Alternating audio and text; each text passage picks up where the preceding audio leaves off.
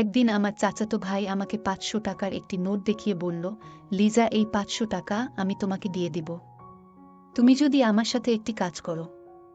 আমি বললাম, কি কাজ ভাইয়া? ভাইয়া বলল, ওই যে গুদাম ঘরটা দেখছ, ওই গুদাম ঘরে একদিন সন্ধ্যার পর আমাকে একটু সময় দিতে হবে। আমি বললাম, ভাইয়া, ওইখানে কি কাজ করতে হবে আমাকে? ভাইয়া আমাকে বলল, কি কাজ তা ওইখানে গেলেই বুঝতে পারবে। এরপর আমি ভাইয়ের কথা মতো একদিন সন্ধ্যার পর গুদাম ঘরে গেলাম। গুদাম ঘরে যাওয়ার পর ভাইয়া আমার সাথে যা করলো তা শুনলে তোমাদের পানি চলে আসবে। তাহলে বন্ধুরা, আর কথা না বাড়িয়ে চলুন গল্পটি শুরু করি। তবে গল্পটি শুরু করার আগে তোমাদের কাছে আমার বিশেষ অনুরোধ, তোমরা অবশ্যই আমার সামিয়া ব্লগ চ্যানেলটি সাবস্ক্রাইব করে পাশে থাকা বেল বাটনটি অন করে রাখবে করবে, কারণ তোমাদের জন্য রাত জেগে অনেক কষ্ট করে আমি ভিডিও তৈরি করি। প্রথমে বলে নেই, আমার পুরো নাম হচ্ছে নৌশিন আক্তার লিজা, তবে পরিবারের সবাই আমাকে লিজা বলে ডাকে। আমার বর্তমান বয়স ২২ বছর, কিন্তু আমি তোমাদেরকে এখন যে গল্পটি বলবো সেটি যখন আমার বয়স ছিল তখন আনুমানিক ১২ কি ১৩ বছর। আমার ভাইয়ের নাম রাসেল। সে আমার আপন ভাই না, চাচাতো ভাই হয় সম্পর্কে। বয়সে আমার থেকে ৩-৪ বছরের বড় হবে। রাসেল ভাই আমাকে ছোটবেলা থেকেই খুব আদর করত। আমাকে চিপস, বিস্কিট, লজেন্স আরও অনেক জিনিস কিনে দিত। আমিও ভাইয়াকে খুব ভালোবাসতাম। আমার যখন বয়স ৮ থেকে ৯ হবে তখন আমি একটি আমবাগানে আরও অন্যান্য মেয়েদের সাথে দৌড়াদৌড়ি করছিলাম।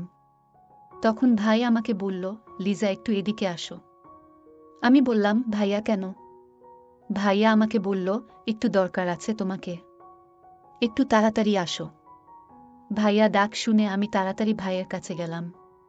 ভাইয়া তখন আমাকে একটি আম গাছ দেখিয়ে বলল, লিজা, ওই যে গাছে দেখা যাচ্ছে অনেক পাকা পাকা আম, তুমি কি ওই গাছের পাকা আম খেতে চাও? সত্যি কথা বলতে কি, ওই গাছের পাকা আম দেখে আমার লোভ লেগে যায়। আমি তখন ভাইয়াকে বললাম, ভাইয়া, আমি খাবো, কিন্তু পারবো কি করে? পাকা আম তো অনেক উপরে। তখন ভাইয়া বলল, লিজা, আমি হাত বাড়িয়ে আম ধরতে পারছি না, তবে আম খাওয়ার একটি উপায় আছে। আমি বললাম, ভাইয়া, কি উপায়? কিভাবে পাকা আমগুলো পারা যায় একটু বলো না, আমি খাবো। গাছের মধ্যে পাকা আম ঝুলে রয়েছে, আর তা দেখতে খুব সুন্দর লাগছে। আমার মনে হয় আমগুলি খুব মিষ্টি হবে। আসলে আমগুলি দেখে আমার খুব খেতে ইচ্ছে করছিল। আমের কালারটা ছিল খুব সুন্দর। মনে মনে ভাবলাম, যে করেই হোক আমি এই আমগুলি খাবো। আমি ভাইকে বললাম, ভাইয়া, কিভাবে আমগুলো পারা যায়? ভাইয়া বলল, লিজা, তুই এক কাজ করো, আমি তোমাকে উঁচু করে ধরি, তারপর তুমি হাত বাড়িয়ে আমগুলো পার। আমি আমগুলো ছিঁড়তে পারলাম না, আর ভাইয়া মনে মনে যে অন্য রকম চিন্তা সেটি আমি তখন বুঝতে পারি নাই। এরপর ভাইয়া যেভাবে বলেছে আমি সেভাবেই কাজ করতে শুরু করলাম। এক পর্যায়ে আমরা অনেকগুলো আম পাড়তে সক্ষম হলাম। পাকা আমগুলো পাড়ার পর সেখানে আমরা পেট ভরে খেলাম। আম খাওয়া শেষ হলে ভাইয়া আমাকে বলল, লিজা, এবার আম খাওয়া হয়েছে, তোমার পেট ভরছে, তুমি খুব মজা পেয়েছে? আমি বললাম, জি ভাইয়া। আমগুলো সত্যি খুব মিষ্টি ছিল। তারপর ভাইয়া বলল, তাহলে চলো এবার বাড়ি চলে যাই। এরপর ভাইয়া আমি বাড়ি চলে আসলাম। এইভাবে ভাইয়ার সাথে আমার নিত্য নতুন মজার মজার ঘটনা ঘটত। ভাইয়া খুব ভালো ভালো জিনিস আমাকে এনে দিত। এজন্যই ভাইয়াকে আমার অনেক ভালো লাগত। ভাইয়ার সকল কথাই আমি মানার চেষ্টা করতাম সবসময়, আর অপেক্ষায় থাকতাম ভাইয়া কখনো বাড়ি থেকে আসে। কারণ আমি জানি ভাইয়া বাহির থেকে আসলে অবশ্যই আমার জন্য কিছু না কিছু নিয়ে আসবে। আমার চাচাতো ভাই রাসেল বাজারে একটি মুদির দোকান ছিল। সে একজন মুদি ব্যবসায়ী ছিল। তার দোকানে নতুন নতুন কোনো জিনিস আসলে সে আমাকে দিত। আমি সেগুলো নিয়ে আনন্দে নাচতাম, কারণ তখন আমি খুব ছোট ছিলাম, কিছু বুঝতাম না। ভাইয়া যখন আমাকে কোনো কিছু গিফট করত বা দিত, তখন আমার দিকে অপলক এক দৃষ্টিতে তাকিয়ে থাকত আর মুচকি মুচকি হাসত। মাঝে মধ্যে ভাইয়াকে আমি বলতাম, ভাইয়া, তুমি আমার দিকে তাকিয়ে কি দেখো আর মিটি মিটি হাসো কেন? আমার কিন্তু খুব লজ্জা লাগে, তুমি এভাবে আমার দিকে তাকিয়ে থেকো না। ভাইয়া তখন বলে, আরে বোকা, আমি তোর দিকে তাকিয়ে দেখি আমার ছোট বোনটা কত বড় হয়ে যাচ্ছে। আমার বোনের মধ্যে আস্তে আস্তে নতুন কিছু হচ্ছে। কি সুন্দর লাগছে আমার ছোট বোনটাকে। আমার বোনটা যখন পরিপূর্ণ বয়স হবে তখন জানি না কত শত ছেলে তার রূপে পাগল হয়ে যাবে। আমি বললাম, ভাইয়া বেশি হয়ে যাচ্ছে কিন্তু। ভাইয়া বলল, কি বেশি হয়ে যাচ্ছে লিজা, শুনে তো একটু। আমি যা সত্য তাই তো বললাম। ভাইয়ের মুখে এই কথা শুনে আমি রাগে ভাইয়াকে কিল ঘুষি মারতে শুরু করলাম। ভাই আমার এই পাগলামি দেখে বলল, আরে বোকা, আমি তো মজা করলাম। আমি কি সত্যি সত্যি তোমাকে বলেছি নাকি? লিজা, সত্যিই তুমি অনেক ভালো মেয়ে আর খুব সুন্দর কিউট একটা মেয়ে। তারপর আমি একটা মুচকি হাসি দিয়ে বললাম, ভাইয়া তুমিও অনেক ভালো। তারপর আমি বললাম, ভাইয়া আমার জন্য আজকে আইসক্রিম আনবে, না আনলে কিন্তু তোমাকে মাইর দিমু। আমি বললাম, আচ্ছা লিজা, তোমার হুকুম ধার্য করা হলো। এই বলে ভাইয়া দোকানে চলে গেল। তারপর দোকান থেকে আসার সময় ভাইয়া আমার জন্য আইসক্রিম ও অন্যান্য সুন্দর সুন্দর জিনিস নিয়ে আসলো। আমি তো ভাইয়ার থেকে জিনিস পেয়ে খুশিতে নাচতে শুরু করলাম। এইভাবে আমার ছোটবেলার দিনগুলি চলতে লাগল। যখন আমার আনুমানিক 12 কি 13 বছর হবে তখন একদিন ভাইয়া আমাকে 500 টাকার একটি নোট দেখিয়ে বলল, লিজা, তুমি যদি আমার একটি কথা রাখো তাহলে এই 500 টাকা আমি তোমাকে দিয়ে দিব। আমি বললাম, ভাইয়া তোমার সব কথাই তো আমি শুনি, তারপরেও বলো কি কথা শুনলে তুমি আমাকে 500 টাকা দিয়ে দিবা? ভাইয়া তখন বলল, কথাটা এখানে বলা যাবে না, চলো আমরা ওই দিকে চলে যাই। আমি বললাম, ঠিক আছে ভাইয়া, চলো ওই দিকে। তারপর ভাইয়া আর আমি ওই দিকের একটা ঘরের পিছনে চলে গেলাম। চলে যাওয়ার পর ভাইয়া আমার কানে ফিসফিস করে বলল, লিজা, ওই যে গুদাম ঘরটা দেখা যাচ্ছে, ওই গুদাম ঘরে তুমি আমার সাথে যাবে এবং সেখানে আমরা কিছুক্ষণ সময় একটি কাজ করব। যদি তুমি আমার সাথে কাজটি করতে পারো তাহলে এর বিনিময়ে তোমাকে আমি 500 টাকা দিয়ে দিব। আমি বললাম, ভাইয়া কি কাজ? ভাইয়া বলল, সেখানে গেলেই তুমি কাজটি বুঝতে পারবে। তবে কাজটি খুব কঠিন নয়, খুব সহজ। আমি বললাম, ভাইয়া যদি কাজটি সহজ হয় তাহলে আমি করতে রাজি আছি। এদিকে আমাদের বাড়িতে খুব একটা মানুষ নেই। আমাদের বাড়িটা সবসময় নীরবে থাকত, আর তাছাড়া সন্ধেবেলা আমাদের বাড়ি একেবারে নীরব থাকত। তারপর ভাইয়া আমাকে বলল, কি লিজা, আমার কথায় তুমি রাজি আছো তো? ভাইয়া, তোমার কথায় কি আমি রাজি না হয়ে পারি? তবে ভাইয়া, সেখানে আমরা কি কাজ করব? তখন ভাইয়া বলল, আরে লিজা, ভয়ের কিছু নেই, সেখানে গেলেই তো বুঝতে পারবে। আমি বললাম, আচ্ছা ঠিক আছে ভাইয়া। তারপর সন্ধ্যাবেলায় আমি ঘরে পড়তে বসলাম। হঠাৎ দেখি ভাইয়া জানালার পাশ দিয়ে আমাকে ইশারা দিচ্ছে। আমি ভাইয়ার ইশারা পেয়ে ভাইয়ের কাছে চলে আসলাম।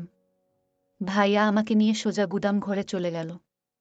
গুদাম ঘরে আমি এসে পুরো অবাক হয়ে গেলাম।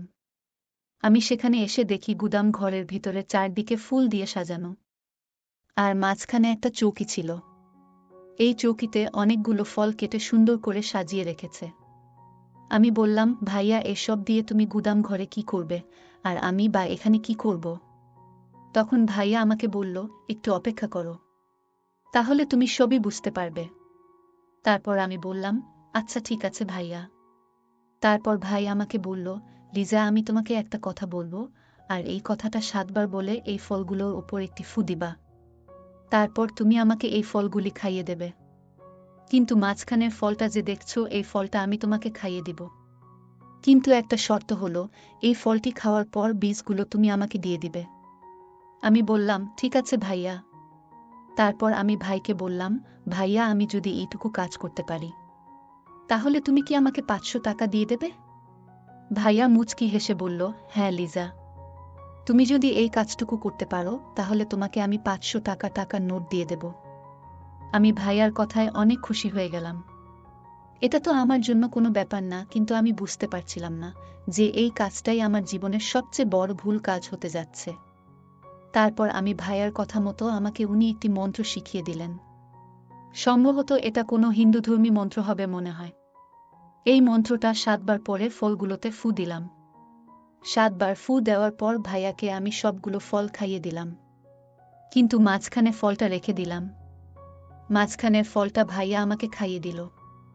তখন আমার বয়স খুব কম, তাই কি হচ্ছে আমার সাথে কিছু আমি বুঝতে পারছি না, শুধু ভাইয়ের কথা বোকার মতো পালন করে যাচ্ছি। তারপর ভাইয়ার সব কথা আমি মানতে শুরু করলাম। ভাইয়া আমাকে বলল, লিজা, এই ফলটি ভালো করে তুমি খাবে, কিন্তু এই বীজগুলো আমার লাগবে। বীজগুলো আমাকে দেওয়ার পরেই তোমার কাজ শেষ। আমি বললাম, ভাইয়া এটা তো খুব সহজ কাজ, আর এটা আমি খুব সহজেই করতে পারবো। এটার জন্য তোমাকে এত কিছু করার প্রয়োজন কি? তখন ভাইয়া একটা মুচকি হাসি দিয়ে বলল, লিজা আগে কাজ শেষ হোক, তারপর তোমাকে বলছি। আমি বললাম, আচ্ছা ঠিক আছে ভাইয়া। আমি ফলগুলো খাওয়ার পরে বীজগুলো ভাইয়ার হাতে দিলাম। তারপর ভাইয়া আমাকে কি যেন বলে আমার দিকে লক্ষ্য করে একটি লম্বা ফু দিল। ফু দিয়ে আমাকে বলল, লিজা এবার তুমি যাও, তোমার কাজ শেষ। 500 টাকা তিনি আমার হাতে ধরিয়ে দিয়ে বলল, এই নাও তোমার কাজের বিনিময়। এবার তুমি চলে যাও। কাল কথা হবে, এখন অনেক দেরি হয়ে যাচ্ছে। লিজা লক্ষ্মী মেয়ের মতো এবার বাড়ি চলে যাও। আমি ভাইয়ের কথায় বাসায় চলে আসলাম। এসে আমি খাওয়া দাওয়া করে ঘুমিয়ে পড়লাম। কিন্তু সকাল ঘুম থেকে উঠতেই আমার মধ্যে একটা পরিবর্তন লক্ষ্য করা গেল। যেদিকেই তাকাই আমি শুধু ভাইয়াকে দেখতে পাই। মনে হচ্ছে ভাইয়া আমাকে ডাকছে। মনে মনে আমি ভাবলাম, আমার কি হয়ে গেল? কেন এমন হলো? তবে কি ভাইয়া আমার সাথে জাদুটোনা কিছু করে ফেলেছে? আমার কাছে কেন জানি মনে হলো আজকেও আমি সন্ধ্যার সময় গুদাম ঘরে যেতে হবে। গুদাম ঘর যেন আমাকে টানছে। সন্ধ্যা হতেই আমি চুপি চুপি গুদাম ঘরে চলে গেলাম। গিয়ে দেখি ভাইয়া আমার জন্য বসে আছে আর আমার জন্য অপেক্ষা করছে।